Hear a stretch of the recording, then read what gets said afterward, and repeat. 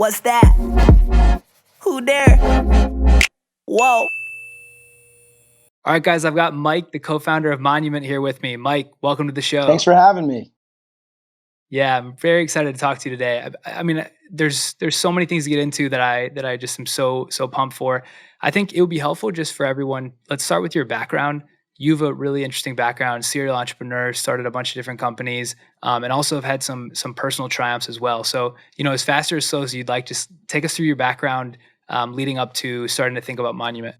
Yeah, so actually, career-wise, started in banking in New York, which is a totally different industry, and was always pretty entrepreneurial. Had a high tolerance for risk, and I always knew I wanted to do something on my own. And when I moved to New York City, I needed to make some supplemental income in order to live here on top of what I was making in my salary. So I got into nightclub promotions just as a side gig, and I started to do pretty well in that industry. And it wasn't long before I was making more money as a nightclub promoter just on the side than I was in my actual job. And I called my parents and said, I'm going to quit my job in bank. I'm going to go to nightlife promotions full time. And as you can imagine, the reaction to that call was not great. But that was really like my first time kind of going and doing my own thing. And I did it for, I think, about 8 years. And I learned the fundamentals of business through it. How to manage finances, how to hire people, how to pay people, like accounting, all the real nuts and bolts of things that I guess I had never learned at school. And as I started to get older, nightlife promotions is a super awesome industry to be in until you get to your late 20s. Then it's, pretty difficult. And was always fascinated by technology. And I had this idea where I would essentially take my nightlife business, which was a whole series of party bookings and event bookings and bachelorette parties, corporate events, and I would build the open table for nightlife. So it was my first tech endeavor. I knew nothing about technology at all. I just knew it was fascinating and I could scale it. And, I kind of had a vision for how it would grow. But what I didn't understand is like how to actually do proper research, how to really size the market or essentially bring a product to market and launch. So I took all my savings that I had from the nightlife promotions, invested it into this company called VenueTap, which never actually launched after 3 years. So at 30, I was still a nightclub promoter. I just had no money. So I was a broke nightclub promoter. But, I guess I just kept going. And from that, I kind of call that my MBA or my education in technology. And from there, I've had several startups, or I've been involved with them, or I've run them as the co-founder and CEO. I've had a few exits, which has been great. Prior to Monument, I started a company called PaintZen, which essentially started as a direct-to-consumer business where you could buy paint, you could choose your color right online, and then you could build a scope of work and book your painter. And just click a button, the painter would show up at your house and paint your living room or your bathroom or your whole house. And essentially that morphed kind of into more of a B2B business where we were doing, we provided software for some of the top retailers in the world. So company has 10,000 plus stores. There's somebody in charge of having all of those stores painted. And you can imagine how great that business is, which once, you can build a marketplace of painters at the click of a button, that facility manager could have them dispatched anywhere from Boise, Idaho to New York to California. And we ended up selling that company to a big Fortune 200 business in 2018. And I did my earn-out period there and told myself I was going to take some time off or possibly retire. And then I took a day off and jumped right into Monument. Yeah, that's a great. There's so much to dive into there. So a couple things before we get to Monument. So with VenueTap, you mentioned you chased that for about 3 years and it never really launched. What happened? Like, what's the story with why? Do you just keep making enhancements and improvements and just never wanted to launch it, or give us that story? Yeah, I mean, I know you have your manifesto. I had the 5 things. So I have 2 of them that came out of that, 2 key ones. Number 1, research a business and an industry. Like I spend 6 months to a year researching, talking to people before, diving into it. And number 2 is you have to launch. I think the biggest mistake there is I was trying to perfect it. I was trying to build this unbelievable software that I thought I knew what the customer wanted. In reality, the best way to know what the customer wants is to get something out there and learn from them. So those are like two of the key things I took away from that. And you know, on top of that, just the general fundamentals of design and how to build technology and basically everything what I should not have done. That kind of gave me the learnings to do well in the future. Yeah.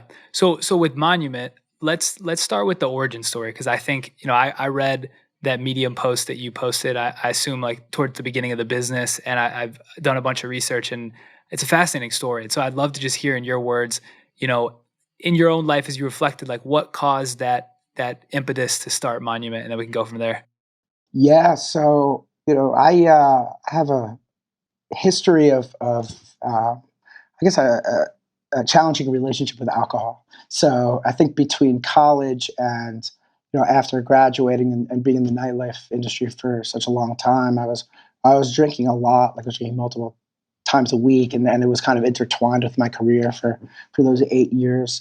And I always thought once I moved out of that industry, it would I would stop drinking, or it would go away. But when I did it, it kind of morphed. Right, it went from multiple times a week to I was drinking one or two times a month after I kind of transitioned into the technology world. But I was binge drinking every single time, and it was fascinating because as I got older, drinking or being out or socializing, it wasn't really part of my life. So I was like a trigger drinker. It would happen like randomly. We'd go out with friends and be somewhere that kind of reminded me of a good time, and I'd drink. But it was oh, one drink, 20 drinks later.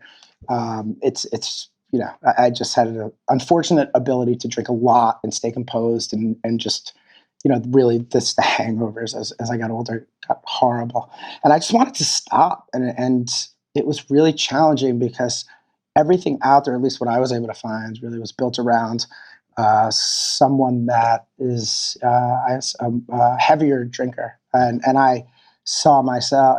I would try different things, but I was drinking once every 30 days. Like it was, I was running a company, I had a family. I couldn't really didn't make sense for me to check out of life. And I said there has to be something better, and I actually called a couple of outpatient facilities that only one of the three, I think I called three, called me back, and it was so expensive. It was like $10,000 or $15,000 a month. It was just therapy, and it was just very perplexing, and it was difficult. Like the decision to stop drinking is a very difficult emotional decision, and then to not know where to go or where you stand or kind of like not what the next step is it's horrible. So I just started calling friends and started calling people I knew, and actually learned about this medication from a buddy of mine who I knew had kind of similar drinking habits. And he told me about this medication called disulfiram. And what it does is your body can't metabolize alcohol if you take the pill, and it makes you get sick if you drink on it. So I went and I asked my psychiatrist to write me a script, and he did. And that was like almost 3 years ago. And I just take it every morning. And when I hit a trigger, I knew I'm like, I took this pill this morning. Like, if I drink, I'll just throw up everywhere. So that was it. I mean, that was all I really needed. And guess wasn't thinking about it as a business at that point in time. I was just like confused as to why it took me so many months to locate this medication if it works so well for me. Yeah. It's incredible because I think and we'll get into this, but like the possible market size for this is massive, right? There's so many people that are struggling. Obviously, people with alcoholism, the illness and disease, and they're drinking every day, like that's brutal. But there's so many people in this kind of in between area, as you mentioned, where it's like they don't want to be drinking the times they are, or they don't want to be drinking as much, and they're really struggling. And I think it's what I want to get into is Monument is one of the first, if not the first, to digitize this process and make it more accessible, like democratize access to treatment. And so I'd love you to talk through just when you were building the product and the platform, like what was the approach? I know you have multiple pillars and you have therapy and medication, but talk us through that a little bit. Yeah, so there was the therapy piece. I'll just touch on for a second. So the therapy I learned about, what I didn't know is after I stopped drinking, there was going to be kind of a challenge, emotional challenge ahead of me. And I think, like others, I thought I stopped. I feel good. I feel like I'm not going to have this urge or this challenge with alcohol anymore. But I didn't know that certain, mental health or emotional challenges would lie ahead. And I kind of learned that the hard way, and eventually came to terms with the fact that I was dealing with some of that stuff. And it's pretty common, actually, to have that happen to people that are drinking for quite some time and then change their drinking patterns. So through therapy, certain CBT therapy, very focused in on these conditions that arise as a result of changing your drinking, I was able to understand what they were and develop the tools to suppress them or get rid of them and manage them. So that was kind of phase two, right? So my thesis was, and it was really hard to size. This is a huge market. There's 40 million problem drinkers in the United States. And the bet was that more of those people were like me, or there were a large portion of them like me, versus how society views somebody with alcohol use disorder, which is, on the much more heavy drinking side. And we built a very basic strip back product, learning from the venue tap days, not to overbuild. We got it out there, and we just wanted to see if the brand would resonate. And our goal is really to see if we can get 50 people into the treatment plan. And the way we did it was, I wrote that Medium post, and I thought it was important that people would see it and relate to the story. Say like, oh, I want to stop drinking, but I'm only drinking 2 drinks a day. So, or I want to stop drinking. I only drink a couple times a month, but I binge drink every time.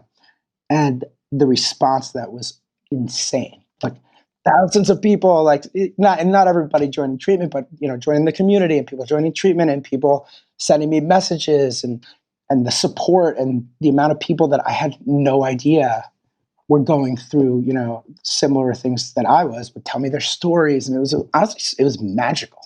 And at that point I knew, I was like, okay, this is going to be huge. Yeah. Yeah, I love that. And so looking on your site, the way you built the model, I love it so much because you give access to the community for free, right? Like you don't have to become a paying customer just to be able to interact with the community, but then you've built these tiers where you can kind of wean on or wean off the monument protocol as much or as little as you feel like you need. Because I think one of the biggest problems as an outsider, I've never sought treatment, but I do.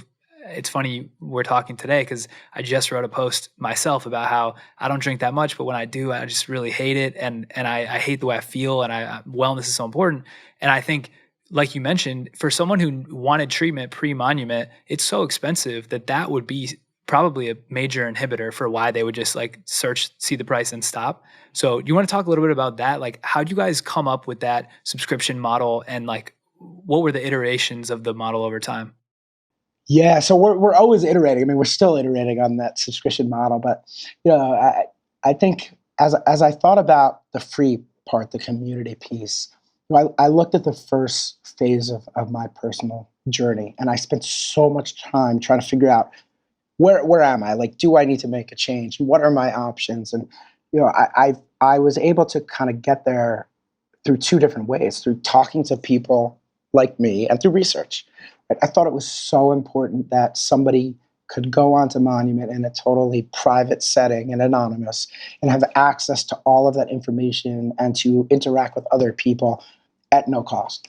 And at least get them informed of the options, and get them to the point where they know where they stand, and they know, what the next step is. And I was saying, our team says, our goal is not to get somebody into a monument treatment platform program, right? It's actually not right for everybody. If somebody is drinking, a certain amount of liquor or alcohol a day, and it's a lot, like they are better off going to detox and inpatient, right? But we want them to know that. We want them to know that, and be able to get those resources and those learnings through the community. So yeah, I think that was very much built to kind of solve all the challenges and the issues that I had. And then the treatment piece, I mean, where it stands today is we want it to be the most accessible, cost-effective um, treatment option out there, right? So we have plans ranging, from right now, $39 a month, which gets you access to a physician. And if it's right for both the member and the physician, to have access to the medications that physicians might prescribe, and they would be mailed right to your house. And then if you add therapy, it goes all the way up to $249 a month. Now, we're constantly looking at how these are working, and really what's working best for others, and how we can make this the most affordable. And I think the next step is like we have this free for all initiative. Right? Like, my belief is that nobody should pay for this. Really, it's so costly. It's almost $300 billion a year in economic costs are related to alcohol use disorder. So if we could come in and do it so much better than, and show health outcomes that are so much more, I guess, effective than the other options, there's a whole chunk of money that we could save the economy, employers, and payers. At which point, it would make sense for it to be free, and they would cover it. Right? So that's the end game, and I think that we got a ways to go, but we're definitely taking the right steps. Yeah. So I want to circle back to, like, put yourself back when you were deciding, like, okay, this is the next business I want to build. Because serial entrepreneurs, I love talking to so much because you probably have a million ideas, and like you mentioned before, one of the most important things is trying to do research up front and say, okay, does this make sense as a business to chase? Like, is this my next project? And so I'd love to hear from you, just like, at the very beginning, I know you had this problem and you wanted to address it, but like, from a business side, how did you address that this market was right to enter and there was disruptible pieces? And then how did you decide that, like, this was the next project you wanted to take on versus, maybe find somebody, angel back them, et cetera? Yeah, so I have something I call the idea list, and it's simply like it's a it's Google Sheets, right? And I just, every time something annoys me, or I think it's harder than it should be, or I have some crazy idea, no matter what, even if I think it's the worst idea ever, but it still might have legs, I put it on that list. And there's hundreds of ideas in there, and I go through every 30 days, and I prioritize it, and I'll look through each idea, and I'll say, this is terrible. I'll delete it. And then I'll say, wow, this is really good. I'll move it to the top. And ultimately, that part's like kind of instinctual, right? Like what I personally think is the best idea. And if I see an idea that it keeps right, it's always at the top. It's like, oh, nothing's going to ever beat this idea, which is essentially when I was going through my own experience, I wrote it down in my idea list, and it just was number one. No matter what I thought of, or what, any other ideas I put in, it was always number one. And I thought it would be really fascinating. I didn't know anything. I didn't do any research at this point, just because I thought I would enjoy it. And I thought I had, I'm a marketplace. It's my third marketplace. At the core, a lot of this business is a marketplace. You're matching supply of members, demand with your member demand, and then supply of clinicians, and you're matching it. I've done that 3 times now with my co-founder, one of my co-founders. And I don't know. It's just when it was time to take on the next business, I said, all right, I'm going to dive in. And that's where I went into research mode. And research mode for this was, I'd say, over 6 months. Just, there's online research, and then there's we traveled and met doctors, and we went to hospitals and talked to as many people as possible. And what we're trying to do is really understand, number one, can we make this a million times better than what the current options are? Number two is this an enormous market? Is this like an enormous opportunity?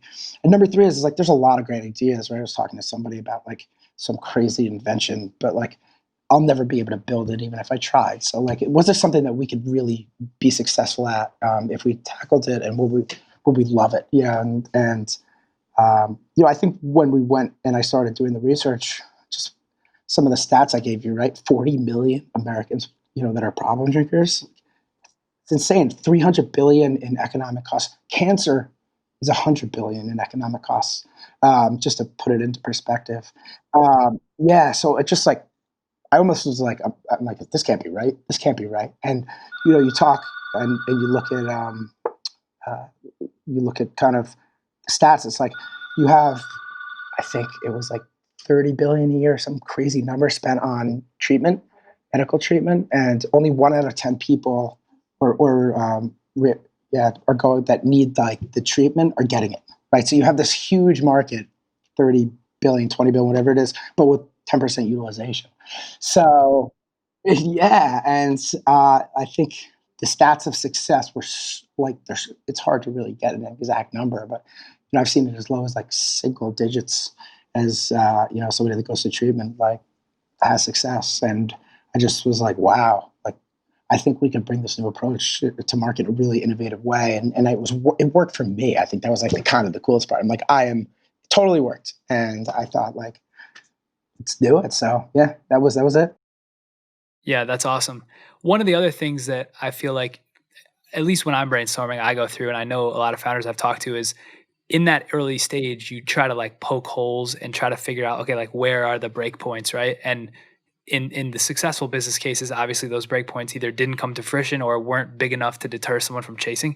Did you have any of those at that stage where you were like, all right, this is probably going to be what breaks it if we can't solve this, or these are the caution areas, or were you just like the market was so big, you're like, whatever, let's just go after it? No, I mean, I had them and I still have them, right? I think, but they don't bother me.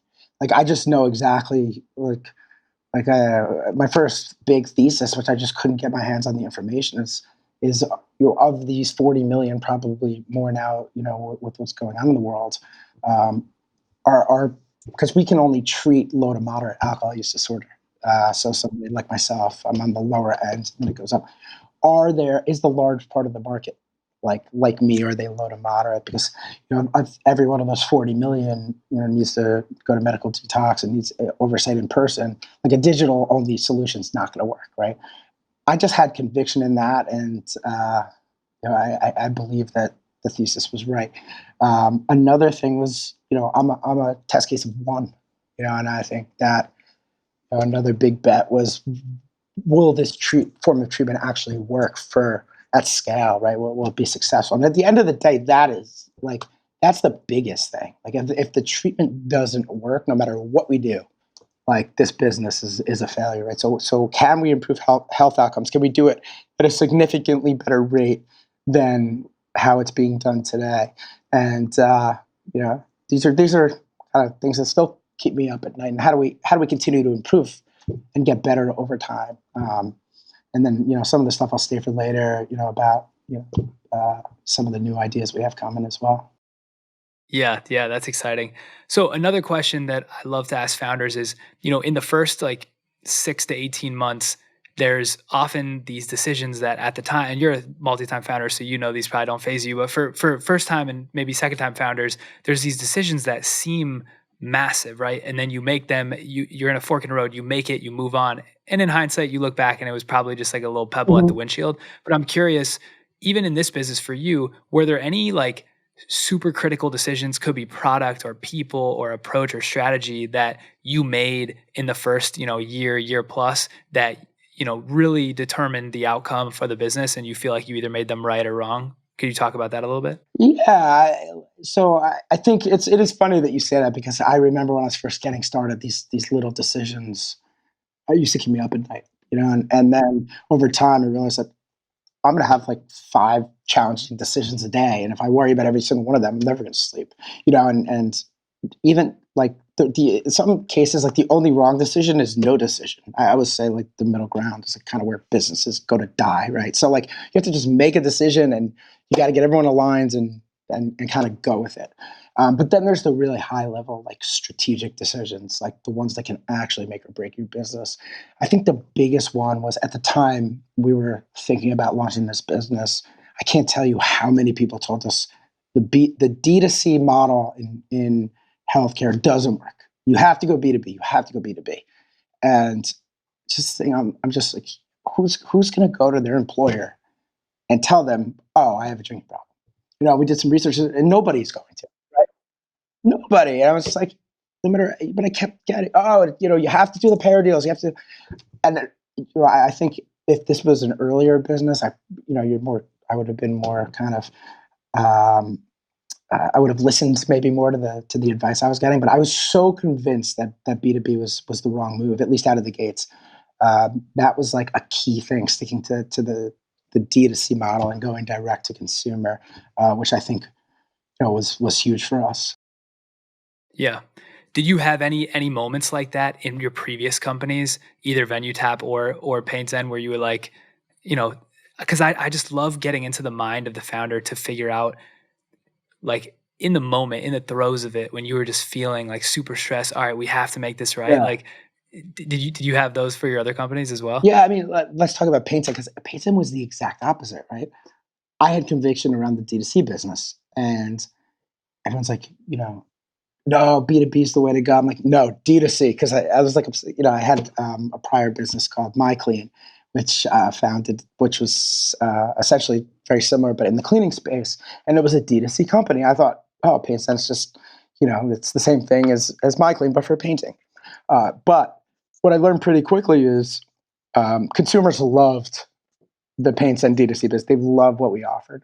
Made it super simple. Took something that could take up to 30 days. You could do it in 30 seconds. Painters loved it, but it's a one-time use case. Like we're in and out, and then we never heard from the consumer again.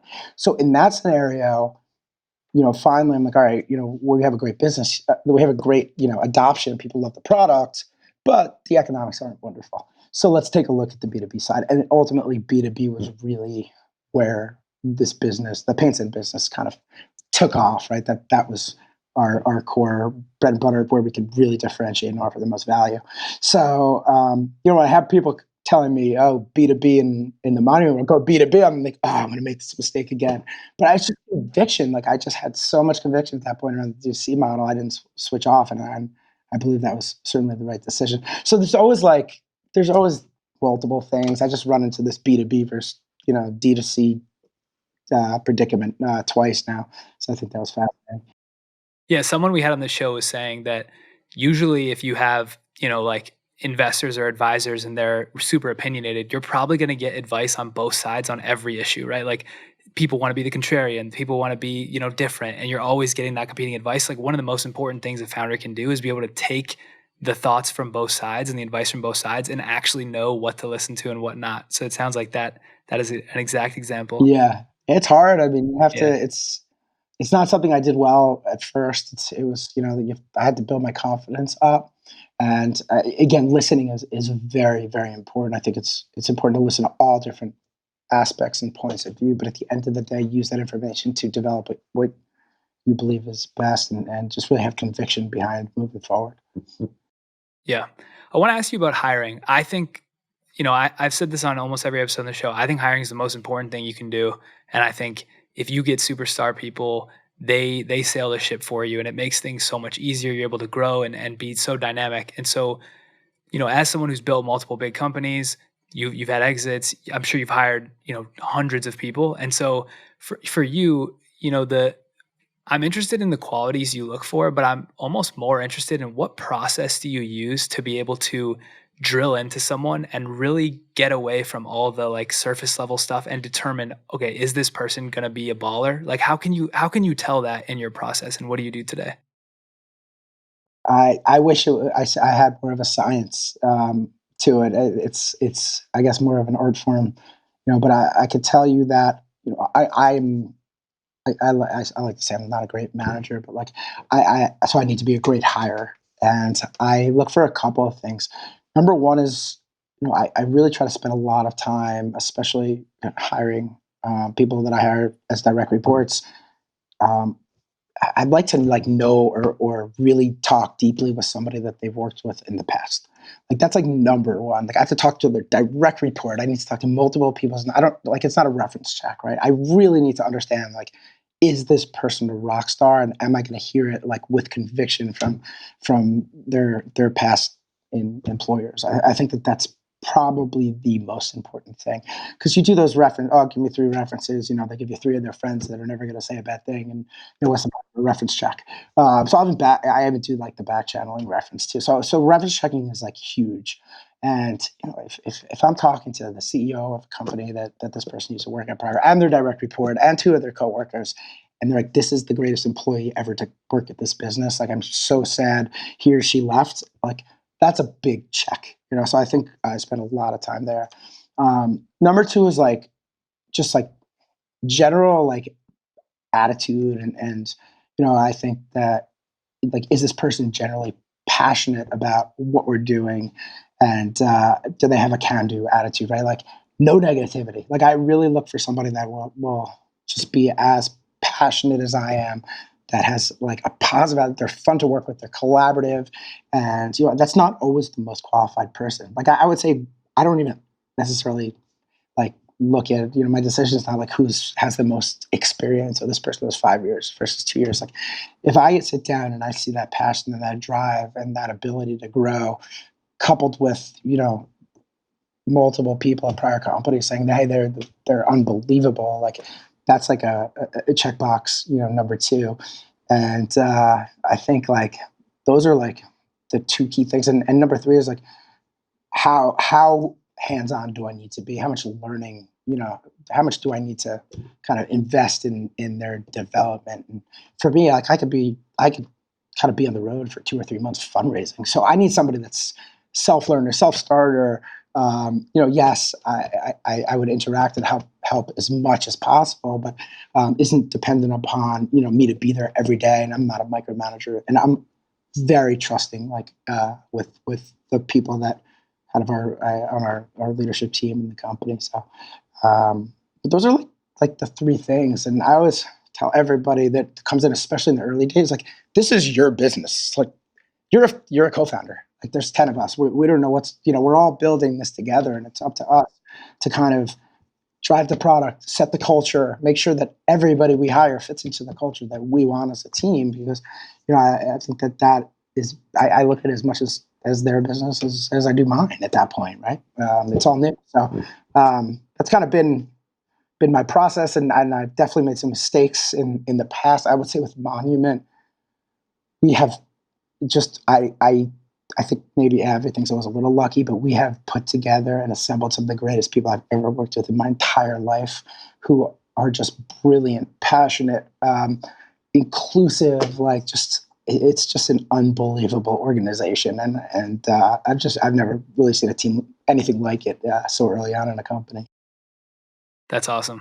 Yeah, I feel like it's infectious when you have that culture and you don't have like that poison person, or whatever you call it. Like if everybody is rowing in the same direction, there's something about that where, if you've been on teams before where you've got people in different directions, it's just next level. Like it just feels so much better. Yeah, it's jelly. Everyone's like, oh, how do you think about culture as this company grows? Like I think it's everybody's responsibility to make sure that as we grow, like they're setting the culture, right? I can't control the culture of 100-person organization.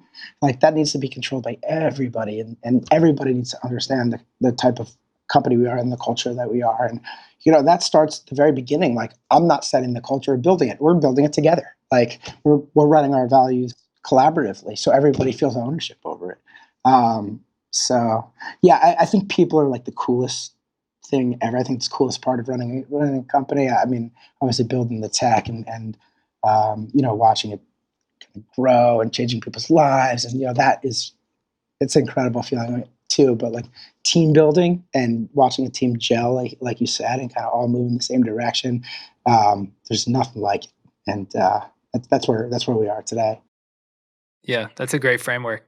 I'd love to ask you about fundraising. So, sometimes we have founders on here who's their first company. It's like a year in, they haven't actually raised. Other times we've had people who have multiple companies, raised a bunch of money, had exits. And so you seem like you're on the latter end of that spectrum. So I'd love to just get, from all the businesses you've had, what have been the biggest lessons learned? And if there's an aspiring founder out there who's kind of confused. Do I go the venture route? Do I try to bootstrap as much as possible? When it comes time to raise, these are the 5 things I should, keep in the back of my mind. Like, what would you tell them? Yeah. So I always say, like, everyone's like, oh, do you have slides? Do you have a fundraising deck? I always say, do you have a financial model? Like, that's number one. Before I decide anything, like, run your financial model and get if you're not a financial modeler, hire someone to do it. Because essentially, like, all your inputs into that model are your strategy, right? And as you start to think through it, and you start to plug in, like, oh, how many customers do we want to acquire? How quickly do we want to grow? How much do we want to invest in marketing? What do we need to build in tech? Like, that's going to start to kind of evolve. And I think what somebody might see that they might not think of is, wow, I need to raise $20 million for this company. Like, I like something like people don't think about, and everyone kind of works on the slides and then puts this kind of financial model together, which I of course did early on. I built my own financial model that we used to call it 3-in-1. It was like our balance sheet, cash flow statement, and income statement all in one document because we didn't know what we were doing. But now we spend like a lot of time on the model, and from there I kind of like I look at the model and I'll look at the research and I'll say to myself, is this something that's venture backable? Can it be, I mean, it's a billion, but can it be even bigger than that? And if so, I'll start to then say, okay, we're gonna do a VC back company here, and I'll start breaking it into milestones. Like I think through everything in phases. So you have where do you want to be, how much money do you want to raise, and where do you want to be, and what do you need to get there, right? So for Monument, it was very much about getting through that beta period. Like I wanted to get to 50 customers, or to build the technology, I wanted to get 50 people in treatment, right? And then I wanted to raise, I wanted to launch. And then from there, we wanted to get to 1,000 people in treatment, and then we wanted to raise. And then, and thinking about it in milestones, I think is really, really important. And modeling around those milestones, and it's hard at first because you're guessing. I don't, here's the CPA we'll use. It's like a shot, but you research as much as you can, but knowing that a lot of early kind of inputs or assumptions is really important. So, I think that's kind of like how I look at that. But I've also had a cash flow business, like MyClean, for example.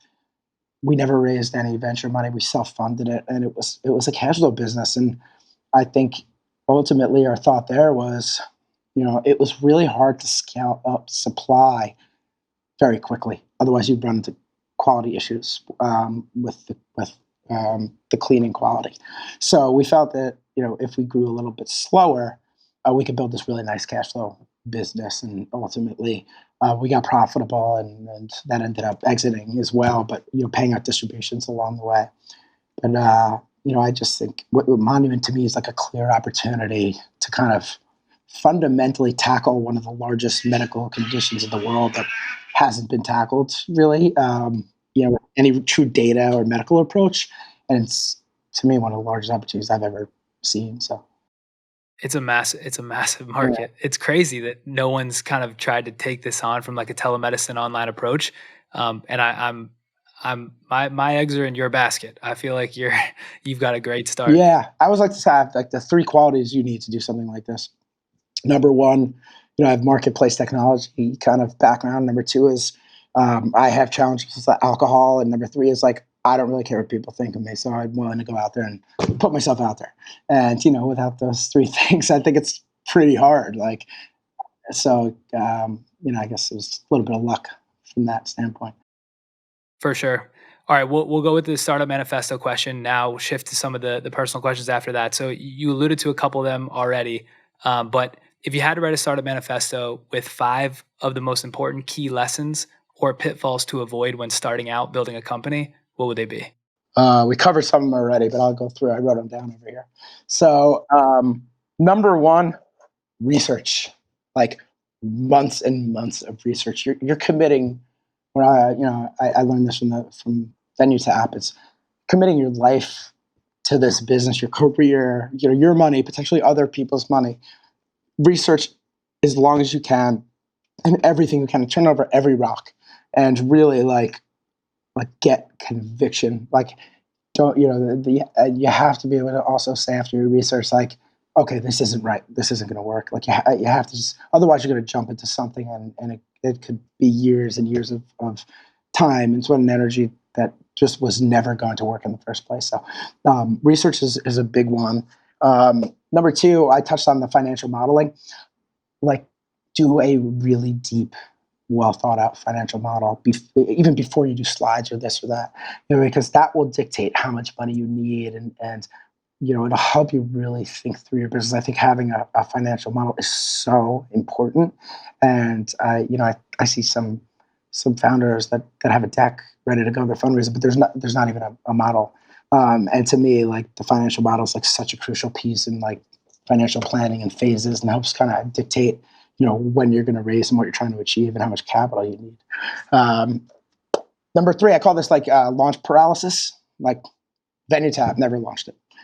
You got to get the business off the ground. It's you don't want it to be perfect. You want it to be built initially in a way where you can learn from your customers who are going to tell you what they want. I can tell you that I have every instinct of every business I've had. Like not everyone, but like so many have been wrong, and I think everyone wants this. I'm so sure of it. You know what? No one wants it. And, so it's got to be built around, like gathering data, like you have to be set up to gather the data and really learn and be prepared to iterate.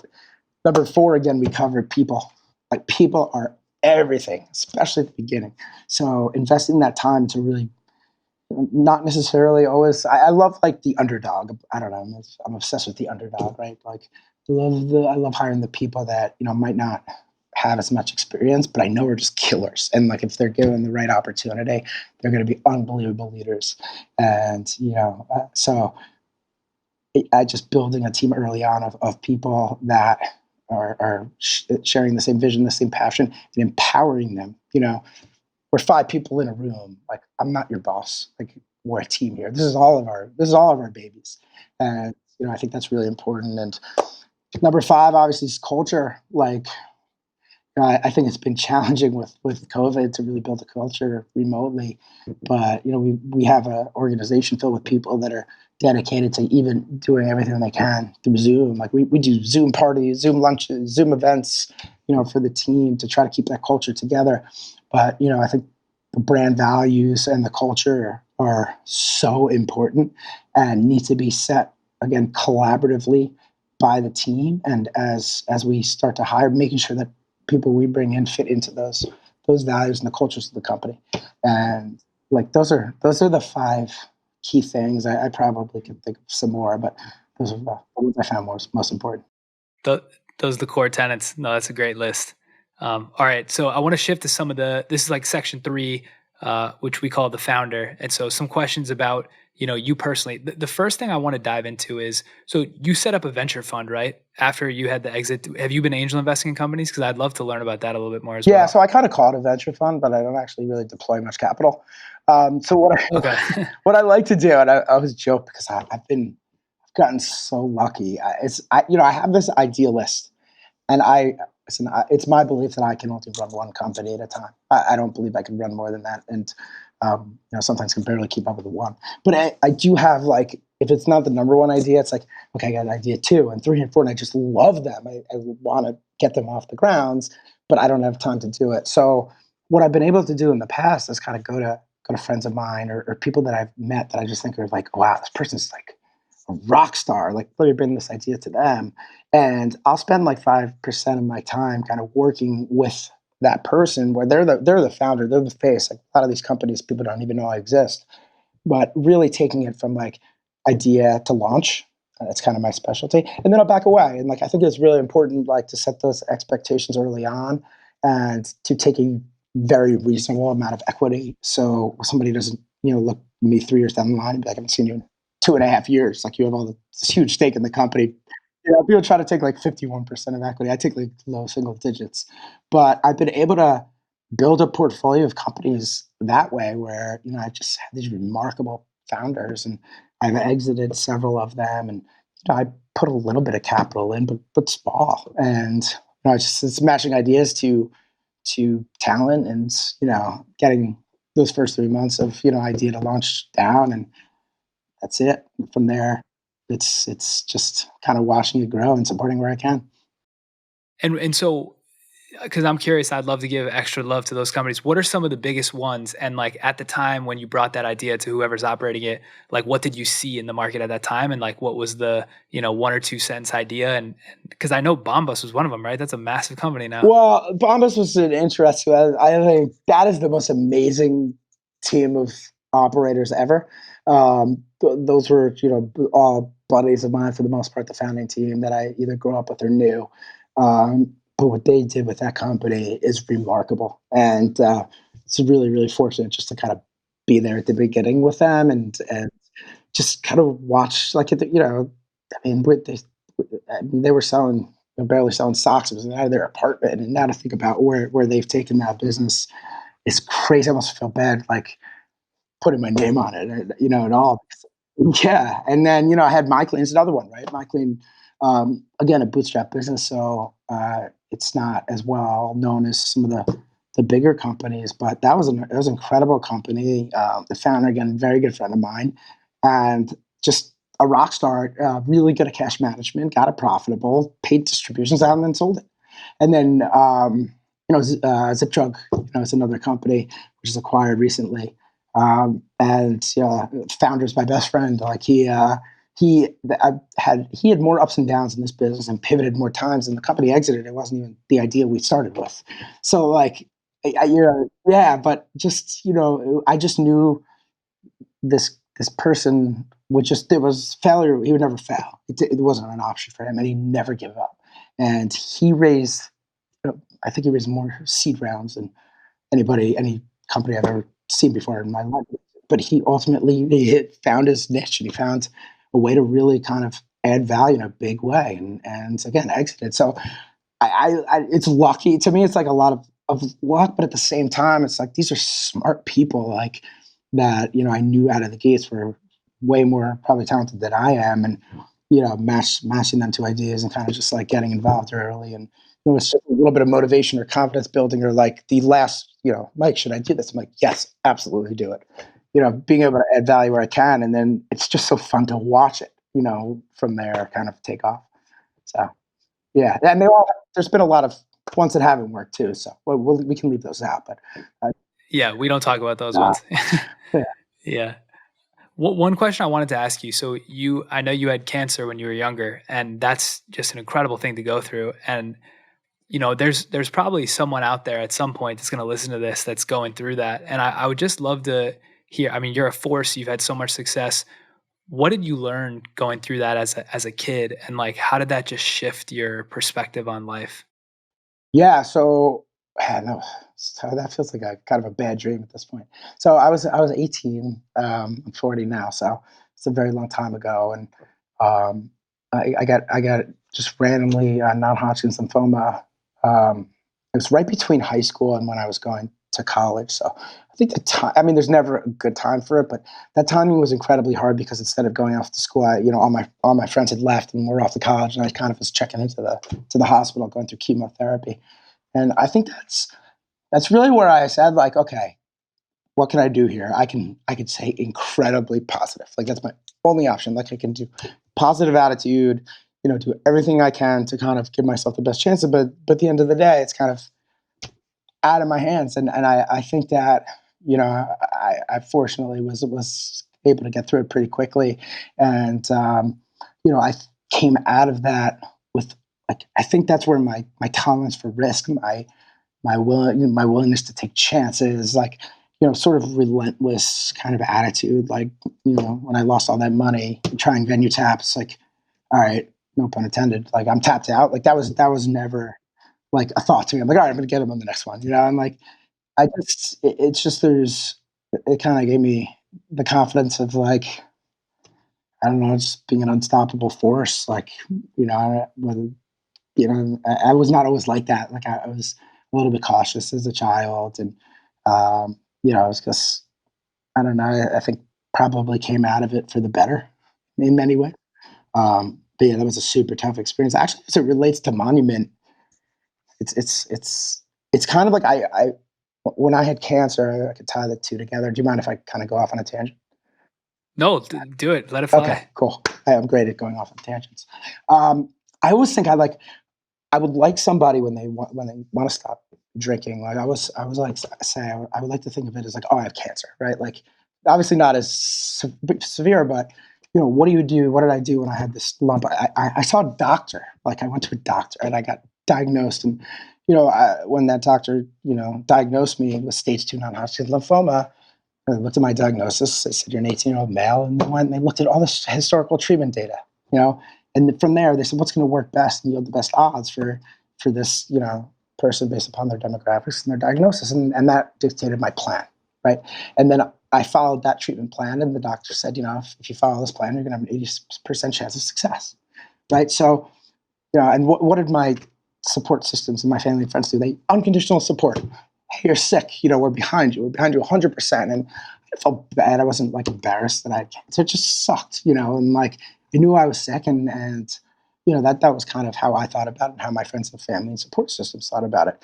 Like the way I look at Monument and myself and our members is like, you're sick, if you look at it like a medical condition, which for me, I was treated medically, and many, others, members on our platform are. It, it's nothing to be ashamed of. In fact, very opposite. Like, you're there. Like, you made that emotional, difficult decision to identify the fact that you're sick, and really you're seeing a doctor and you're undergoing treatment, and your friends and family should be supportive and unconditionally there for you.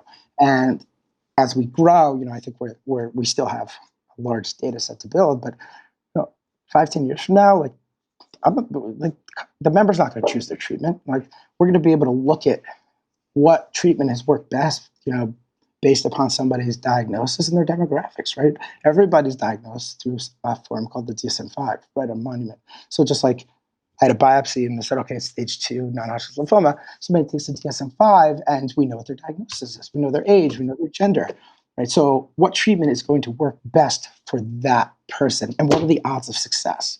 And I want to be able to tell somebody that. I want to be able to give people the best chance of a successful outcome as possible when they join Monument, and collecting and utilizing the treatment data and looking at the historical data and constantly evolving, and getting more kind of personalized over time. That's really the key. And, so I draw parallels between kind of the two, quite often. Oh, I agree. I think you'll get to the point where it's basically formulaic, right? Treatment to alcohol is formulaic. You have this, you do this, boom, and that's. I think as soon as people realize that, like, it is an illness and the illness is treatable by this matrix of things, then it seems like they should treat it that way. Yeah, I mean, that's like the most exciting thing. It's really a fundamental shift in how people think about it. From like somebody who drinks too much, they don't think of it as a medical condition for the most part. That's just not generally how society sees it. But I think it's our responsibility as a company and as a brand, and just use our platform to really kind of make a change. And if we're showing results that we continue to see that are kind of best in class results, getting people to kind of think about it in that way, is a responsibility that we have. And ultimately, I think a lot of the stigma, that now I'm ashamed, I'm embarrassed of this, goes away, and you're medically sick, and getting people to feel good about their odds of success and know where they are, know what their percentage chances of healthy outcomes are, and also that support system being behind them unconditionally. Like, that's really kind of a longer term vision of what I would hope Monument will be one day. Yeah, I love that. All right, a couple more rapid fires, and then we'll get to the brainstorm, which I'm very excited about, given your idea list. So, the first one is, so think about, like, imagine you're talking to an 18-year-old who's scrappy, entrepreneurial, knows they want to start something, but, like, obviously there's a lot that they don't know. They're confused about what to spend their time doing and focus on. And I think you were probably a kid just like this, and you've ended up successful. So, like, what would you tell that person, that probably will be listening to this at some point? Yeah, that's a good one. 18, that's high school, right? Um, Like right into college. I mean, I would say number one, go for it. Like, if you're gonna fail, like, I wish I failed at 18. I failed the first time at 30. So if you're gonna fail, get it out of your system, and learn. So I'd say no matter what, just move forward. But I say follow the steps. I think the steps are like, is this something I'm passionate about? Right? Is this something I'm really gonna love 5 to 10 years from now? Right. That's number one, because this is your life. Like, if it works, or even if it doesn't work, like, this is your life. So making sure that box is checked. Number two is this something I can build? Like, at 18 years old, like, I couldn't build a rocket ship to the moon. So I'm not going to invest. I'm not going to spend my time trying to build a rocket ship to the moon. Is this something I'm capable of executing on? Can I do it, or do I know people that can do it? I think that's really important. I hear a lot of ideas that are like, they're amazing ideas, but of course, I'd love a backpack that helps me fly, like, as a person, right? I can't build that, so I don't know if anyone can. So I think, like, that's really important too. And then number three is, like, you do your research and you just launch. Like, I sometimes get the opportunity to go up to Columbia through a friend of mine, and speak in one of the entrepreneurial courses, and their MBA program. And there's these brand deals. Sometimes I'm like, just let's launch this company right now. like you've been thinking about it, you've been doing this, you got all these great things, you're tweaking around let's just put it live and run a Google ad and drive traffic. Like just launch it. So, that's like a very big one. I can't tell you how, like so many of these companies never launched. I was one of them with VenueTap. Just looking back, I never launched a company. And, I think those are the big things. And I don't know, 18's young. So that's the best time to take some risk. Yeah, agreed. All right, what's like one, tip or tactic that someone told you early on in your career, either from like a productivity perspective, focus, health, just one thing that you implemented early on and you've been doing rather consistently that you feel like is the biggest needle mover for your life? Wow, one thing. I don't know if it's the biggest, but something that comes to mind for me is like time management. Like, I schedule everything Yeah, how do you manage your time? on a very detailed schedule. Like everything I do is in my calendar. And I also am very big on like compartmentalizing. So I'm working or I'm not working. I never am like very rarely. So it's funny. I'm on like a working vacation right now. It's horrible. Like I've combined the two things. I can't work. I can't be on vacation. It's just horrible.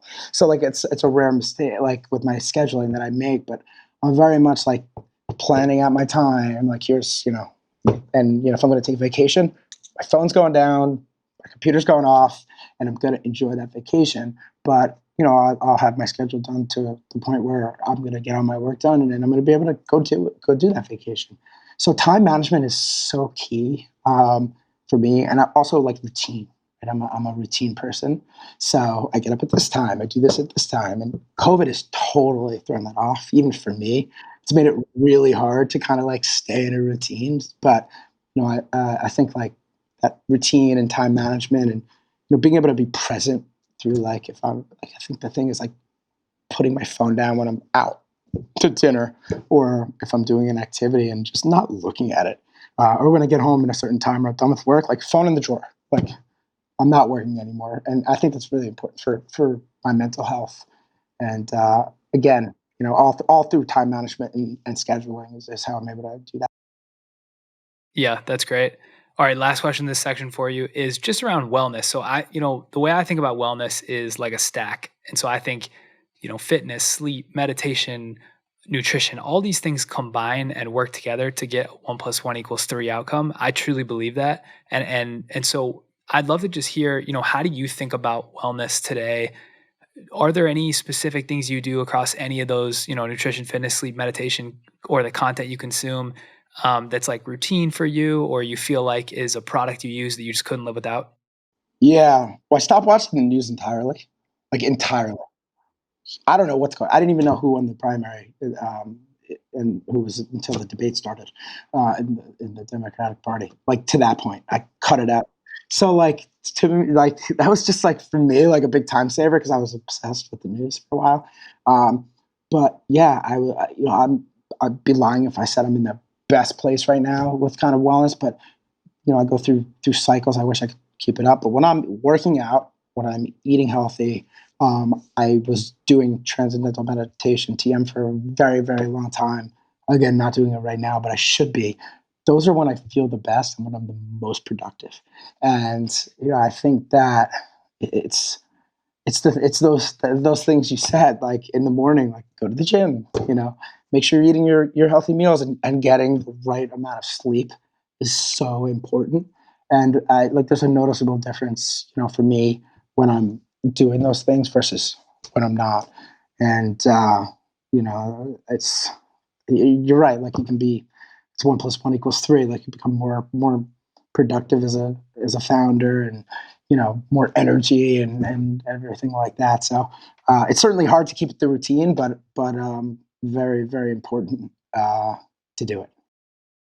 Yeah, it's tough. I've tried to like regiment myself where I've got my morning set of things, my evening set of things, but then what ends up happening is like I've only got like 12 working hours left, and like there's just so much to do, right? And like then you're like, "Oh, I just want to finish this thing," but you got to get to bed by 10, and like you just never do. Yeah, I think that's the hardest thing for me, and something I'm like still working on this. It's like it's not all or nothing. Like so, if I go to the gym and then I miss 2 days, I'm like, oh, what's the point? And I give up entirely.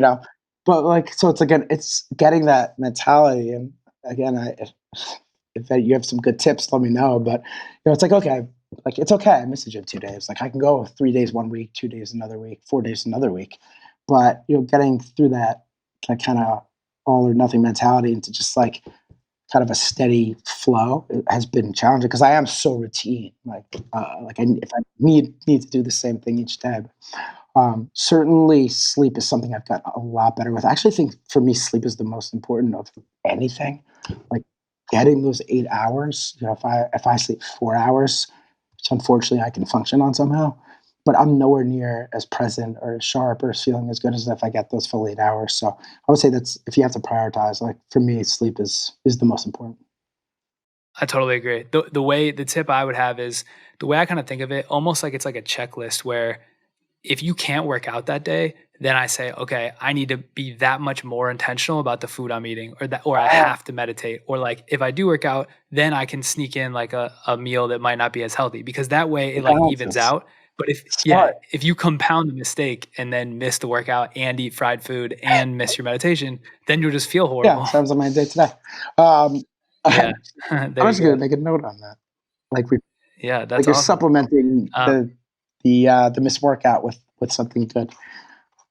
exactly. All right, so let's shift to the brainstorm. I'm very pumped about this. You seem like you got a million ideas. So let's start here. What's your like most favorite idea that excites you right now that if you weren't building Monument, you would immediately start thinking about and researching? Oh, it's such a good one. I can tell you about some ideas I have in motion actually. So I told you how I work with founders. Um, Yeah, let's do so it. there's one I'm doing right now that I'm really really excited about. Um, Probably not supposed to talk about it, but I'm going to anyway. So I really want. I've always loved like the old Defender 90s, like the old Land Rovers, but they're impossible to get, like, or really really expensive. So I was introduced to this person who he sources the trucks in Europe, and he then ships them to kind of shop in England where they're built to a certain point and then shipped overseas. They meet custom standards. They're shipped in the U.S. and then finishes them up in the shop in Connecticut. And the price, I was like, whoa, that's like really affordable.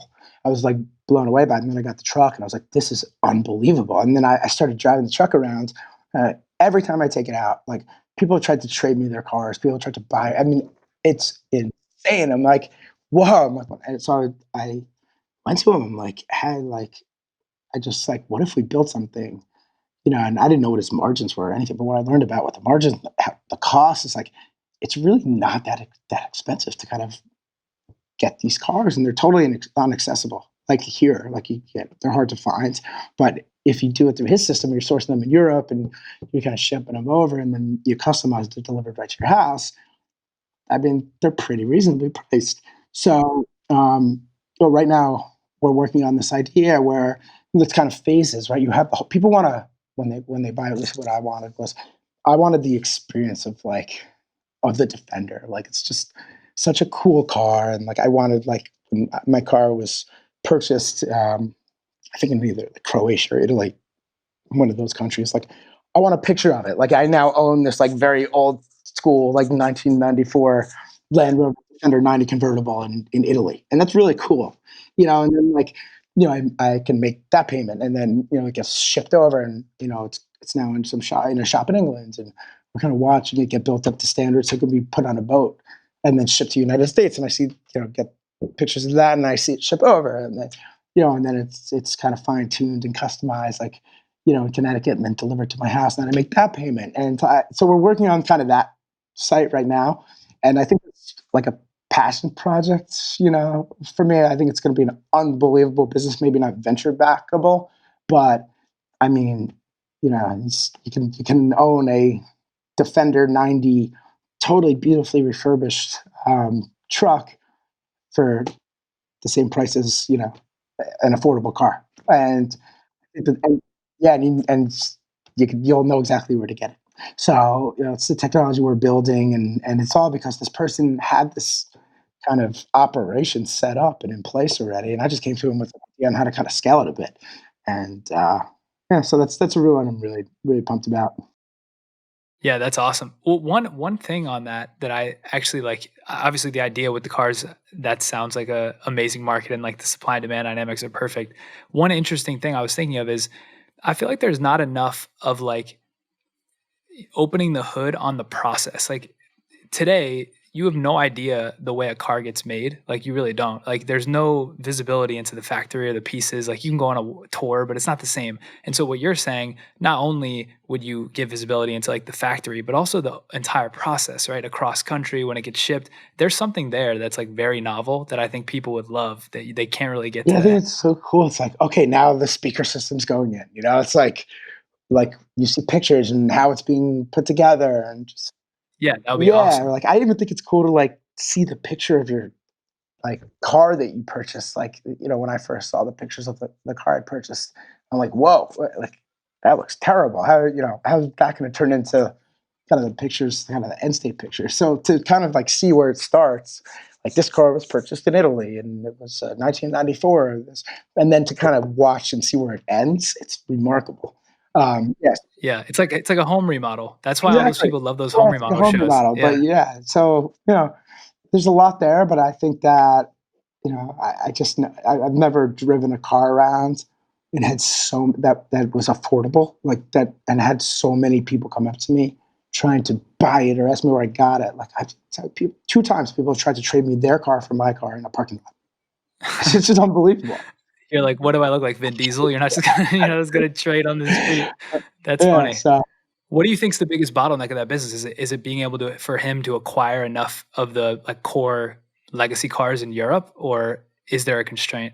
so that's a good question. I guess I don't really know, and I don't believe he does either because I mean, we sell. I don't know what happens if we sell 1,000 cars in the first day. Like, can you get 1,000 donor cars in Italy? I mean, I just there's always those question marks. I think the kind of operational supply chain is going to be, one of the more challenging pieces to that business because he is running it offline right now without anything systematic. But what this does is it kind of breaks the payments down, so it's like really inexpensive to get started. It's almost like naturally built-in financing. Um, yeah, like a pay-as-you-go model. But it's certainly I think I guess would be operational supply, considering how many people have like asked me or wanted the car when they've seen it. Like I think we're going to have a lot of people that are going to start buying them. Yeah. What's another one you've got in the hopper? Oh, so I've been so zoned in. I've never been so obsessed with a business like I am with Monument. Like I haven't even Yeah. checked my idea list. I could actually pull it up right now. Yeah, that would be awesome. Carta for buying homes. I think it's really interesting. It's like there's so many documents and all this stuff all over the place when you buy a home. Yeah, like building something like Carta, what that did for starting a company and really, getting it all in one place there. I think it's like a really cool one. Um, Have you heard of, Atmo it's either Atmos or Atomos. It's like it's almost like you can custom design your home via a site where you pick all the componentry. I think they only do it in Raleigh, North Carolina, or Durham, really, but it's really fascinating. I, It's not what you're saying about the documentation, but it's kinda like the custom building. I have not, but I will check it out. That actually sounds really cool. Um, Yeah, hold on, here's another one I liked. So I collect sports cards and Pokemon cards, and that market's unbelievable. And the way that it works is you have to send the cards in to be graded, and they give quality grading, and that grading will dictate price. And the difference between like a 10 and a 9, on certain cards can be hundreds of thousands of dollars. But it's the process to get something graded is very like you have to fill out this form manually, and then you have to mail it in. And then I think I mailed them in. It was COVID, so I didn't know where my cards were for like a month, and it's just kind of old school. So I always wanted, I always thought, and I actually started talking to a buddy of mine about it. I'm like, what if like people could just grade it with camera technology, right? And we send them kind of the encasing and they encase it, and rather than send it out, like you're using the camera technology to grade the card. Again, that's one of those ideas of like, I don't know if I could build it or not. Like that's some complex stuff, and I don't know the ins and outs of what goes into actually grading that card. But I think there's like and I could be misquoting this, but I think Americans spend like $4 billion a year on sports cards. Like it's like a huge market. And you really have to like valuable ones like that are in good condition, you have to get them graded. And simplifying that, I think, is a big opportunity. And then you kind of swing it into like tying it to a marketplace and using the blockchain. I was thinking about like, so now it's graded, now it's stored in the blockchain.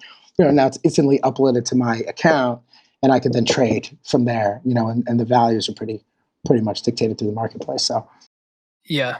What goes into the grading? Is it like literally just the quality of the card? Like, is there damage to it, or like all the cards that we're talking about? There's no damage. There's just another layer to it. I mean, if a card there's no damage at all, there's no like imperfections, it's a 10, right? That's like the hardest to get.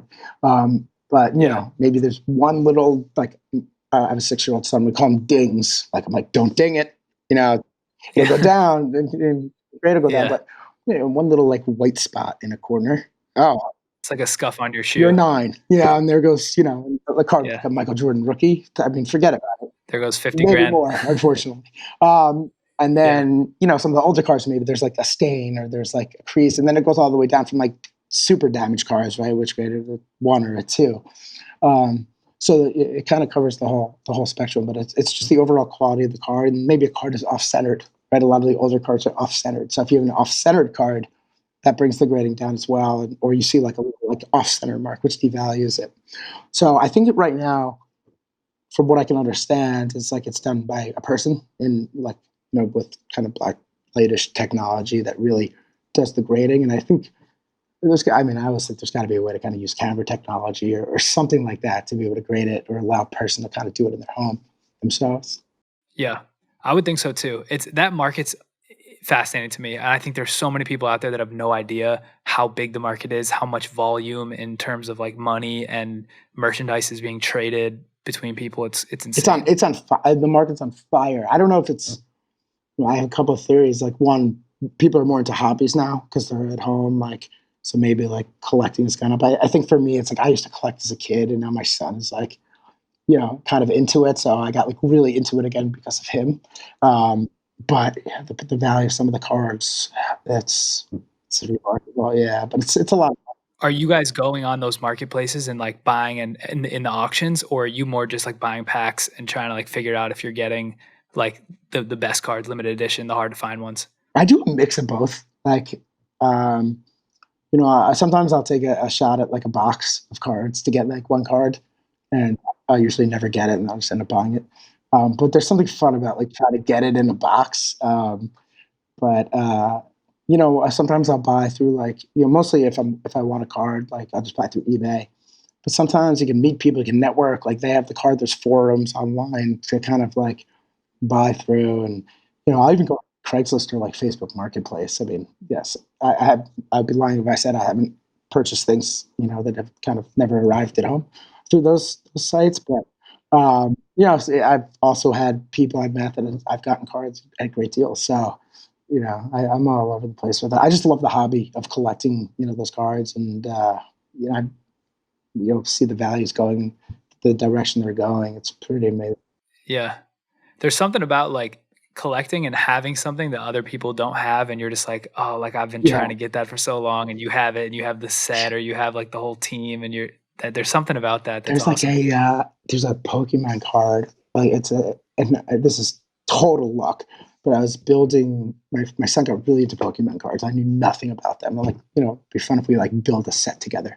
So I do some research, and there's something called like the first edition base set. And essentially it's, I think, the first edition of Pokemon cards that were distributed in the United States. And there's 102 cards, I think. And we like collected the whole set.